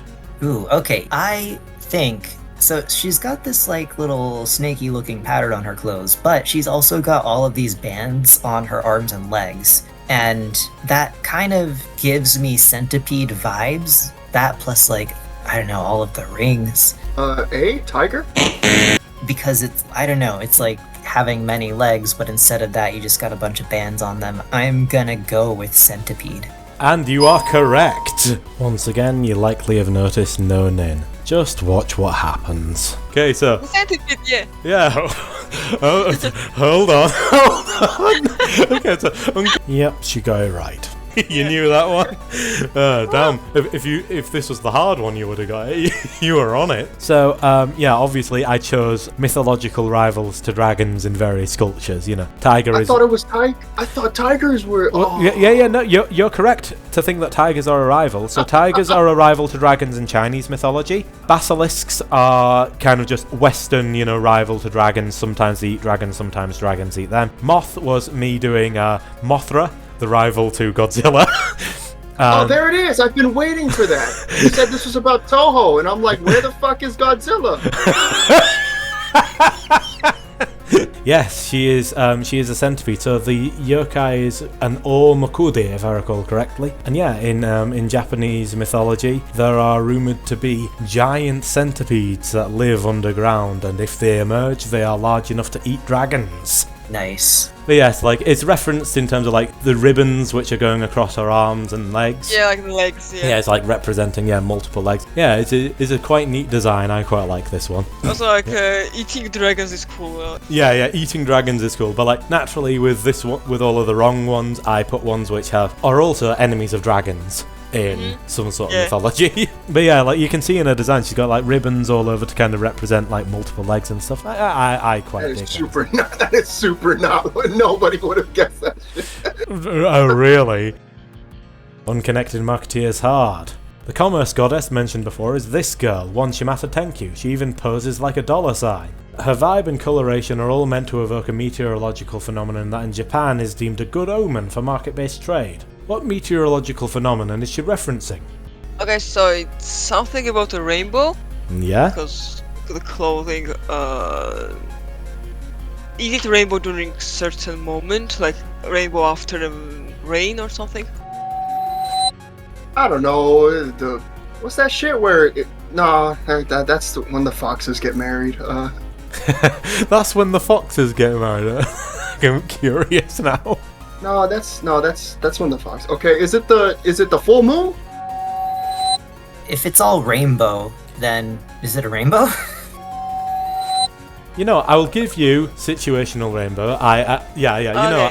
I'll give you partial credit for it. So that's 2 points. So it is a lunar rainbow specifically. In very rare cases, the moon's light can form a rainbow. Oh, okay. Yeah. I genuinely didn't know that. Yeah, it's very rare. It typically has to be like a full moon, you know, where it's at its brightest. And so like it is a very, very rare thing. But a lunar rainbow is possible. So that is cool. If a lunar rainbow happens, and like lunar rainbows are super rare as is, you know, like it needs to be a full moon really to be bright enough to be like visible at all. If a lunar rainbow happens, you basically like you had to, as a village, host a market the next day as it was a really good omen for commerce. Yeah, it makes sense. It's also rare. And yeah, exactly. It's rare and it's cool, and so like it makes sense that a culture would dig it. Oh, cool. Yeah, and you can see like in her design, she's got rainbows all over. She's also got the white of the moon at the back of her cape. Yeah. That is really cool. And it also means that ancient Japan got to rainbow capitalism first. Nice. I like theirs a bit better. It's just cool. I like that there's a lot of things in ancient cultures which are just like, here is a cool meteorological phenomenon. It means something good.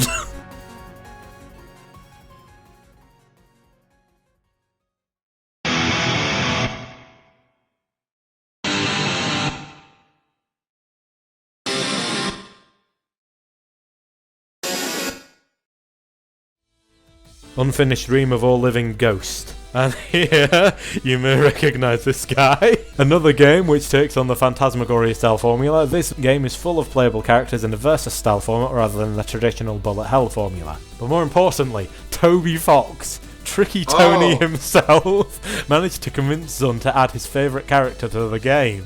Which character did Toby Nutdealer Fox beg Zun to add as the hero of UDoALG? Was it A. Ran Yakumo, B. Nazrin, C. Aon Komono, or D. Suika Ibiki? And we have beautiful visuals for all of these.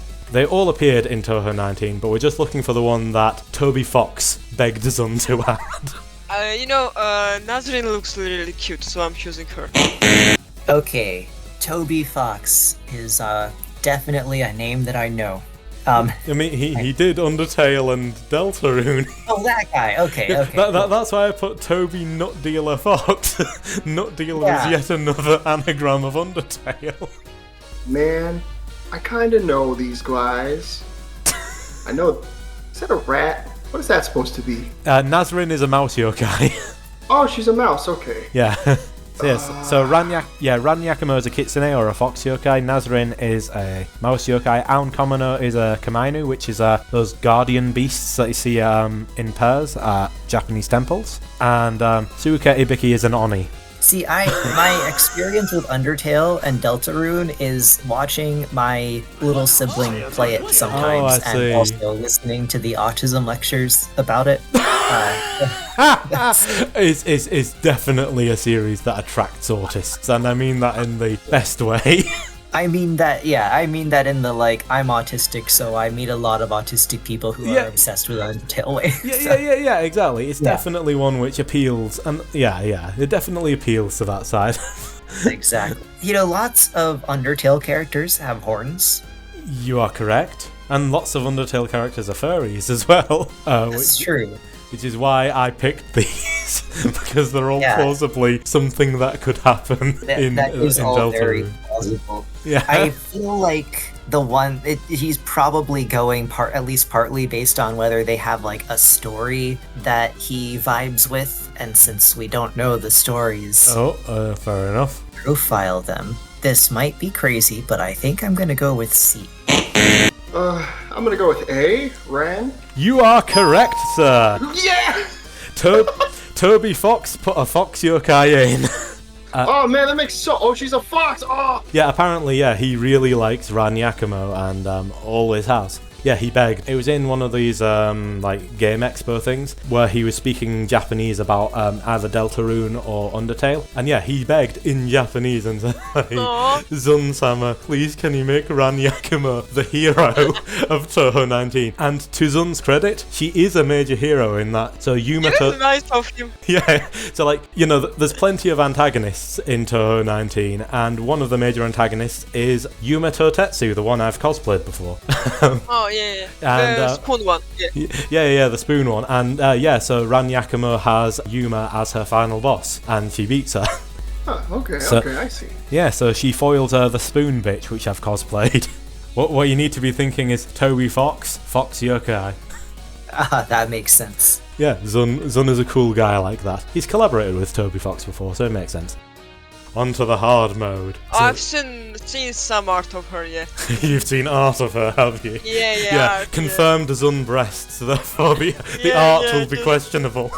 Okay, so this is Hisumi Yomotsu, the eager-to-please assistant of the main antagonist of Touhou 19. She's a Yomotsu Shikume whose job is to ensnare souls in the underworld. She was also a big booker of a major trend in terms of canon, but not fanon, characterization. In what way is she a canonical trend breaker? This is such a vague question. I don't. Well, you've got to think of what would fans have already been doing, but canon not. He denies? I'm gonna be honest. I'm not quite sure what this question is. I got nothing. I can't even I don't know what. I think she's gotta be gay or something. You are fucking correct. Yes. Sorry, I know I went a bit early, but I was just like, wow, you clocked it so fucking well. Yeah. I wanted to make sure you didn't talk yourself out of it. It is that she's canonically romantically interested in another character. Oh, okay. Oh, okay. Yeah. I wasn't. So, I would have never guessed anything like that. But yeah, basically, obviously, fanon has been shipping characters since the fucking start, obviously. But Zun hasn't had, in canon romance. There's been a couple of characters who are canonically married, but they're all kind of noble women-esque things, so, probably a political marriage. Their husbands are never seen on screen. They never express romance for them or anything like that. But she is the first character to express romance for her boss. And yeah, so not only is she a lesbian, she's a disaster lesbian. Oh damn, yeah. I see why they're fanarts of her for a second reason, yeah. So one, Zun actually drew her with tits, which is a big rarity. And then two, she's actually into someone. So she's into Zanmu Nithaku, which is her boss. Oh. Yeah, she's very eager to please her, and if Zanmu gives her enough of the cold shoulder, she will deliberately fuck up just to get paid attention. Okay, that's a really both cute and both toxic ship material. Yeah. She's so not only did Zun make the first romance lesbian, he also made the first romance toxic Yuri. Yeah. She's the first canonically romantically interested in another character, and that other character is a woman. So yeah, she's both first canon romance and first lesbian. Oh yeah. And there we are. She gets her honorary badge. So you get 10 points for that.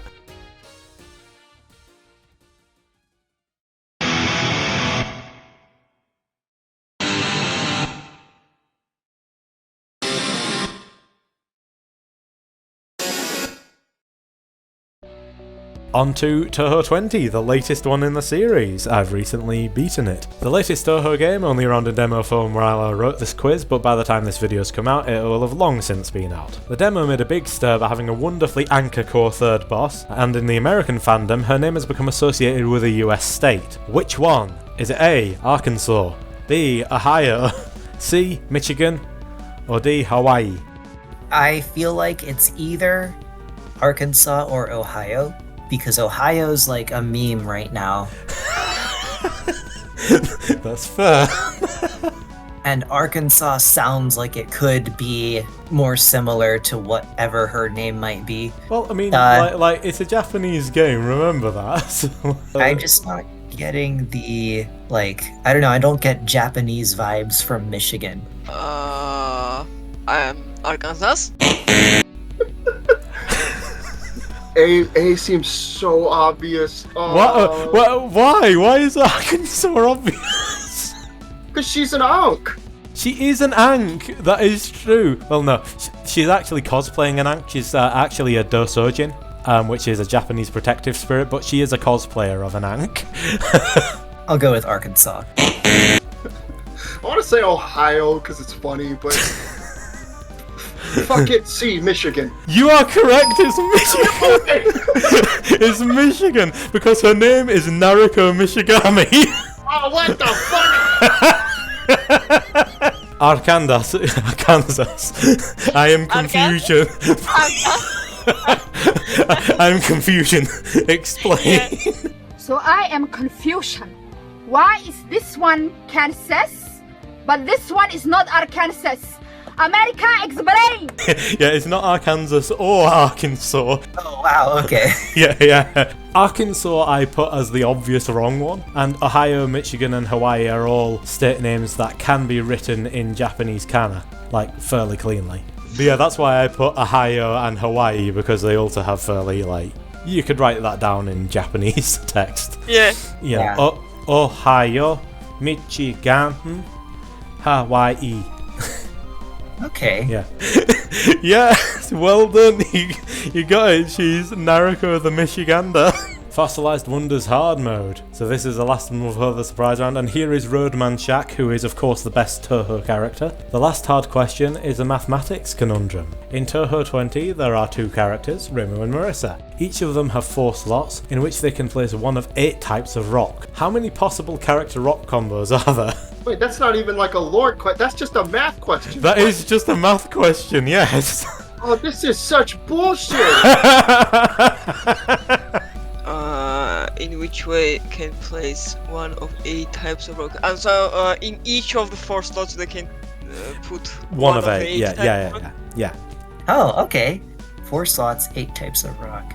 And there's 2 characters. So it's technically there are 8 slots. No, right? no, it's not 8 slots with 8. It's 4. So. Oh, okay. Yeah. It's 4 slots, 8 different types of rock, and it happens twice. Is Roadman Shack not inspiring you? Hold on, I gotta do 4 times 8. Oh no. Oh. God, I'm shaming my math teacher. 64? Wait, no, it's 4 times 8. That's hold on. That's 32. So, is it 64?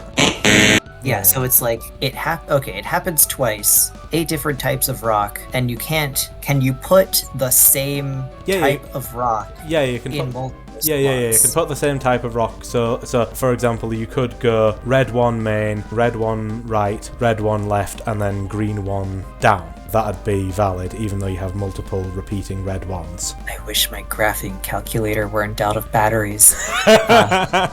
It's the combination formula. Yeah, and because you can have repeats, it's relatively simple.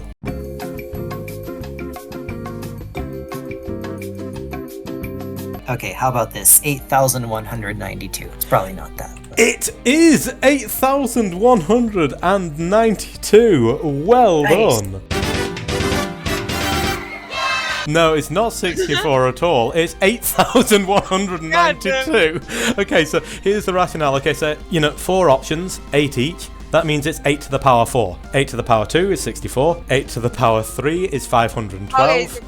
Yeah, and then 8 to the power 4 is 4,096. And there's 2 characters, so double that, 8,192. What the fuck kind of stupid ass question? Oh my god. No. This is the best quiz. Realize that you probably wouldn't give me something that requires a graphing calculator. Yeah. Maybe you would. Well, I mean, it's still fairly difficult, but as long as you know your powers of 8, it's well done. You got those 10 points. You bloody earned them. Well done.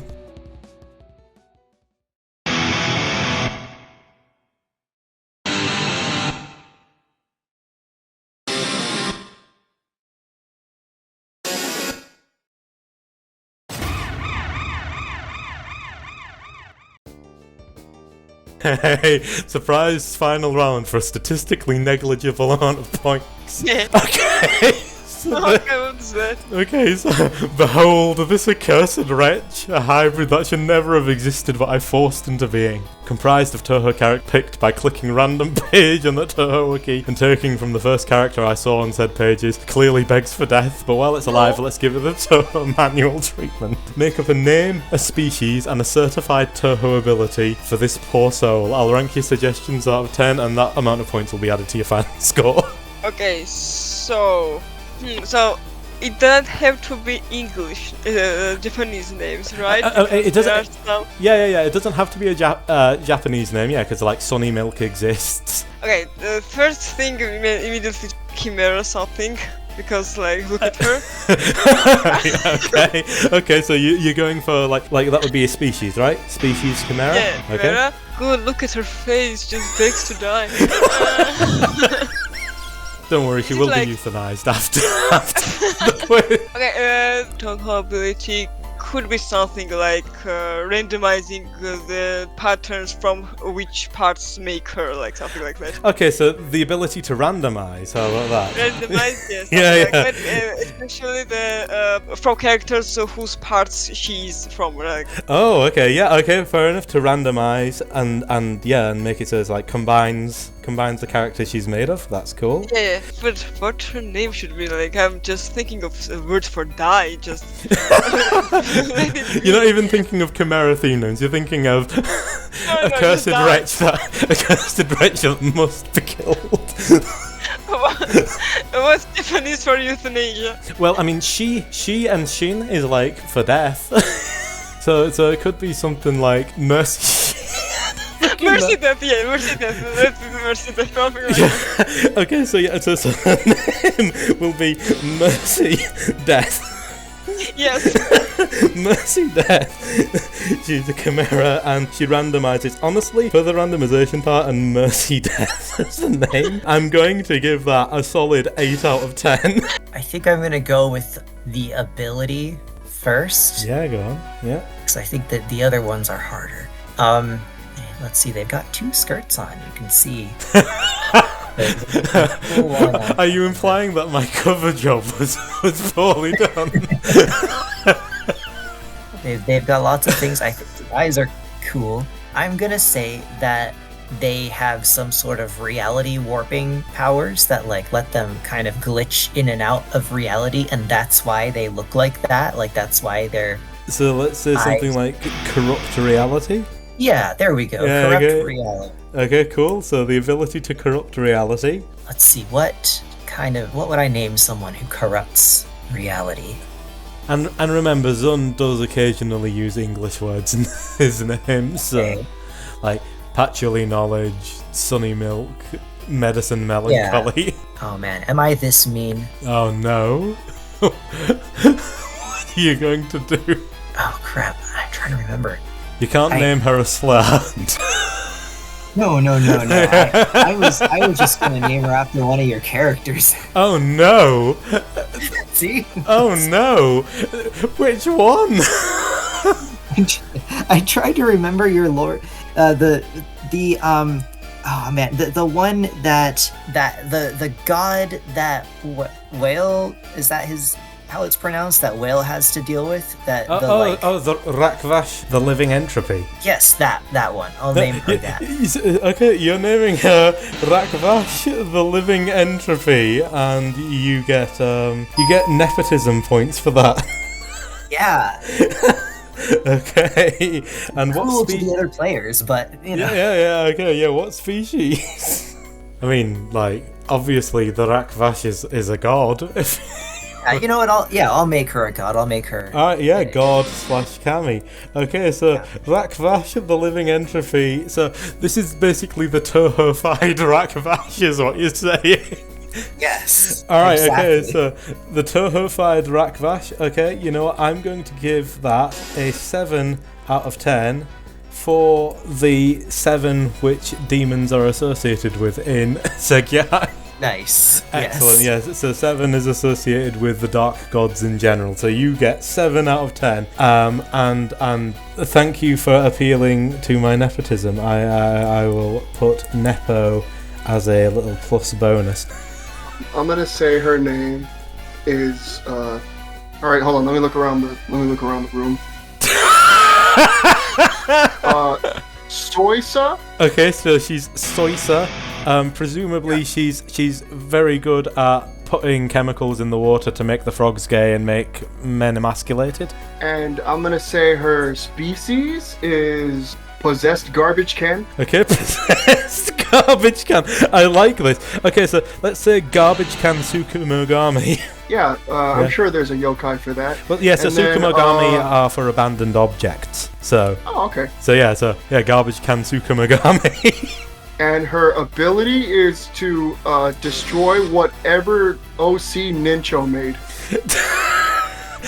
Okay, so ability to destroy Nin's OC in particular.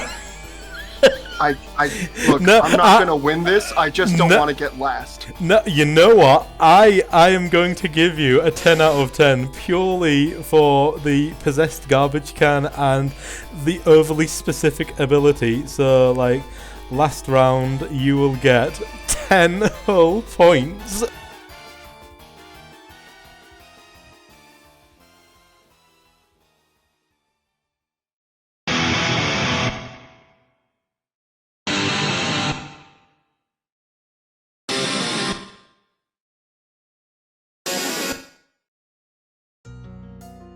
And like that, the quiz is over. Fun fact, this is the second recording of the outro, because it turns out I was wrong about who the winner was.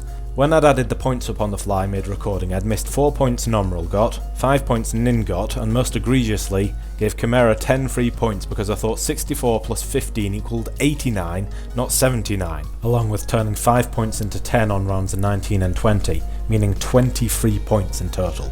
So I had this whole thing where I was shocked in the moment that Chimera had won, and he had a change of heart from this I don't like this game. to this. The best quiz. Only for it to be all for naught and my stupid, least enthusiastic contestant ends up winning narrative ended up being yeeted. But wait, there is one last round of rewards, just to fuck with everything, like Mario Party's bonus stars. For 2 expertly performed spawn kills on my multiple choice questions, doubling Chimera's rate, Nin receives the 3rd trimester Question Abortion Master Award. For yapping the most and adding to my editing with millions of pauses and out loud thinking sessions, leading to correct answers 60% of the time, every time, Nomral wins the Yappinator Award. And for possessing a frankly impressive degree of mythological knowledge for someone who claims Touhou is about fighting Godzilla, Chimera wins the Hidden Mythological Power Level Award. Oh shit, that changes nothing because everyone got an award. At any rate, here are the results. Coming in 3rd by a single point and being told he'd won because I failed at basic fucking arithmetic, we have Chimera with 101 points. With an impressive track record that fell off at the very end, in 2nd place we have Nin with 102 points.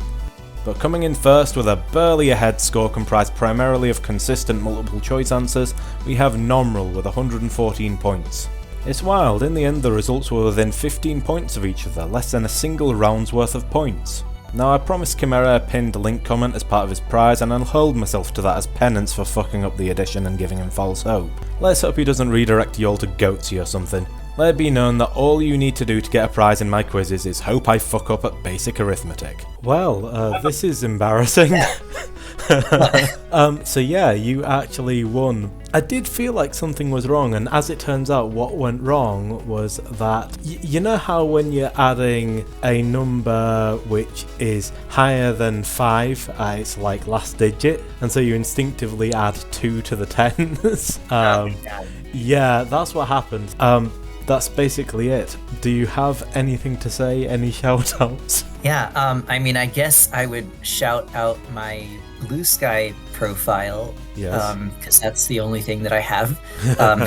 You mentioned a bit ago that you want to go into YouTubing, or is that fallen through? Yeah, it's something that I am like very slowly working myself up toward, because I part of me is like, yes, I have these things that I want to make, and then another part of me is like, no, but I don't want to like actually let anybody see it, which is a stage that I go through when I'm starting something new. Oh yeah, it's definitely, it's difficult to take the leap. Well, if you ever do make your YouTube channel, you know, get videos out there, just let me know what the channel is, and I will not only throw it in this video's description retroactively, I will also make sure to like have a shout out at the end of the next video I fully produce. Hell yeah. Okay, cool. Thank you for your time, Nomral. I just wanted to let you know.